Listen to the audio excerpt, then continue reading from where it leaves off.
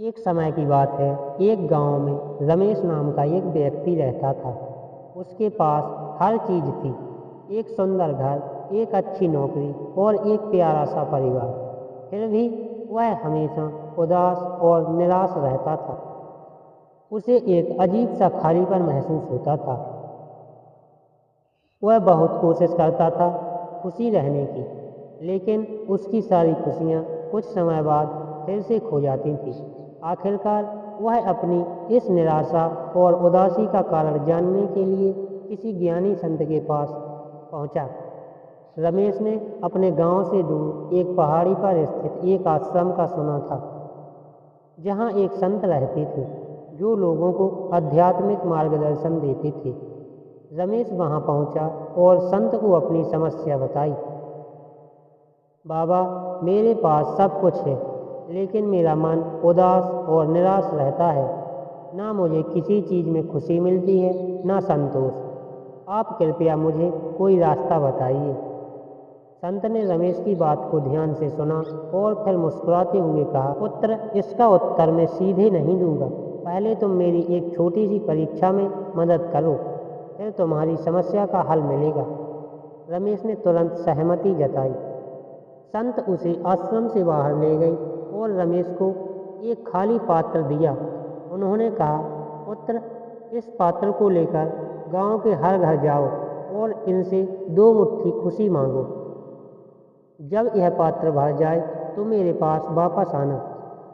रमेश को यह काम थोड़ा अजीब सा लगा, लेकिन उसने बिना किसी प्रश्न के इसे स्वीकार किया।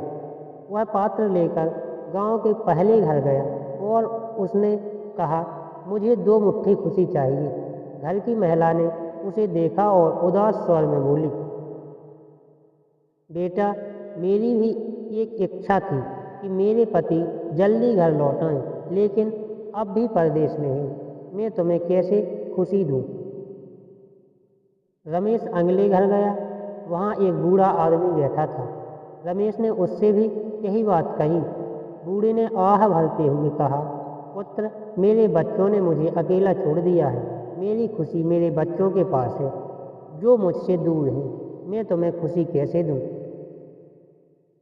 रमेश ने इस तरह गांव के हर घर में जाकर दो मुट्ठी खुशी मांगी, लेकिन किसी के पास देने के लिए खुशी नहीं थी। हर घर में उसे किसी न किसी की व्यथा और दुख की कहानी मिली। कोई आर्थिक संकट से जूझ रहा, किसी को अपने परिवार के साथ समय बिताने का अवसर नहीं मिलता था। कोई अपने स्वास्थ्य को लेकर परेशान था, तो कोई अपने रिश्तों में आए दूरियों के कारण दुखी था। शाम ढलने तक रमेश ने लगभग सारे घरों का चक्कर लगा लिया, लेकिन उसका पात्र खाली का खाली ही रहा। अंततः थका हारा रमेश संत के पास वापस लौट और बोला, बाबा, पूरे गांव में कोई ऐसा नहीं मिला जो मुझे खुशी दे सके। हर कोई किसी न किसी दुख से पीड़ित है। मुझे समझ नहीं आ रहा है कि मेरे पात्र में खुशी क्यों नहीं भर पाई। संत ने हल्की मुस्कान के साथ कहा, पुत्र, यही जीवन का सत्य है। हर व्यक्ति के जीवन में कोई ना कोई दुख, पीड़ा या असंतोष होता है। इस संसार में पूर्णतया संतुष्ट और निशंक व्यक्ति मिलना बहुत ही कठिन है। जो लोग संतुष्टि और शांति का अनुभव करते हैं, वे उसे अपने भीतर से ही पाते हैं, ना कि बाहरी चीजों से। रमेश ने हैरानी से पूछा, बाबा, इसका क्या मतलब है? क्या मेरे पास जो है वह सब मुझे खुश नहीं कर सकता? संत ने उत्तर दिया, तुम्हारे पास जो है वह तुम्हें भौतिक सुख दे सकता है, लेकिन मानसिक और आध्यात्मिक शांति केवल तुम्हारे भीतर से ही आ सकती है। यह शांति तब आती है जब तुम अपने मन में संतोष, समर्पण और करुणा का भाव जागृत करते हो। जीवन और उन्हें जीवन का हिस्सा मानते हुए आगे बढ़ना ही सच्ची शांति का मार्ग है। संत ने फिर रमेश को एक और उदाहरण दिया। एक बार एक राजा ने अपने मंत्री को बुलाया और कहा कि मुझे ऐसा हार बना कर दो जिसे देखकर मैं अपने सुख में भी शांत रहूं और दुख में भी धैर्य रख सकूं। मंत्री ने बहुत सोचा और एक साधारण सा हार राजा को दिया। उस हार में एक छोटा सा लटकन था, जिस पर लिखा था, यह भी बीत जाएगा। यह एक याद दिलाने वाला मंत्र है कि हर स्थिति, चाहे सुख की हो या दुख की, अस्थायी है। यही समझ ही तुम्हारे अंदर शांति ला सकती है। संत की बातों से रमेश को धीरे धीरे समझ आने लगा। उसने महसूस किया कि उसकी निराशा का कारण उसका जीवन के प्रति असंतोष और अपेक्षाएं थी। वह हर चीज को बाहरी दृष्टिकोण से देखता था और उसी पर अपनी खुशी निर्भर करता था। संत ने उसे एक अंतिम संदेश देते हुए कहा, पुत्र, सच्चा सुख और शांति तब मिलती है जब तुम अपने भीतर की आवाज़ को सुनते हो।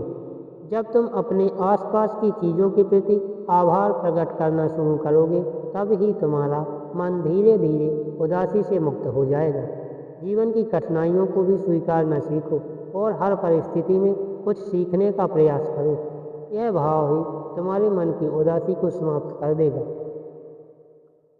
रमेश ने संत की बातों को गहराई से समझा और अपने जीवन में बदलाव लाने का निश्चय किया।